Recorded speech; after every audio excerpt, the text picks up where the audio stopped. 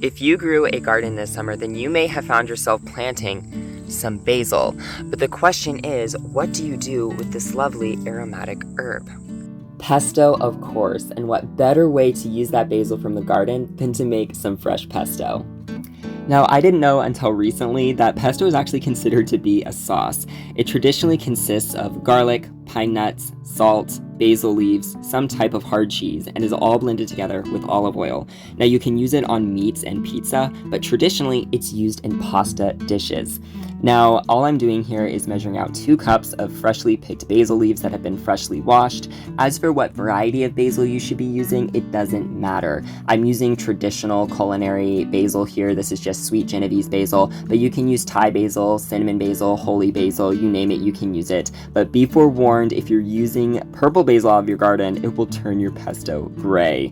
Now I'm adding that to a food processor, and then I'm going to add half a cup of freshly grated Parmesan cheese. Now this is a hard cheese. It doesn't matter what type of cheese you use, but you want a hard cheese to get that traditional pesto flavor. Now I'm adding 1/3 cup of walnuts because pine nuts are really expensive and also really hard to find. Now I'm adding in some garlic. You can do 3 to 4 cloves. It really doesn't matter, just depending on what you like flavor profile wise and how big your cloves are. And then I'm adding half a cup of olive oil. Whether it should be a light olive oil or regular olive oil, it doesn't matter. It just needs to be olive oil. Add a pinch of your favorite salt and about 1/8 of a teaspoon of black pepper for flavor. Mix all of your ingredients in the food processor, periodically scraping the sides to make sure that your ingredients are well combined. And there you have it, you guys, fresh pesto, right from the garden, right onto your table, and ready to use for your favorite dips, meats, and pasta dishes.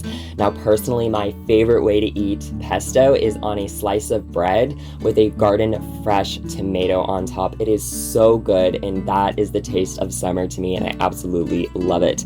Store your pesto in an airtight container, and it can last safely for up to 2 weeks in your refrigerator. I will leave a list of ingredients as well as their measurements in the description box down below, so if you want to make your very own pesto, you absolutely can. I hope this gave you some inspiration to get creative in the kitchen as well as inspire you to eat what you grow. I will leave my Instagram as well as all of my other socials linked in the description box down below, so if you give this recipe a try, you can either let me know in the comments of this video down below, or you can tag me over on Instagram.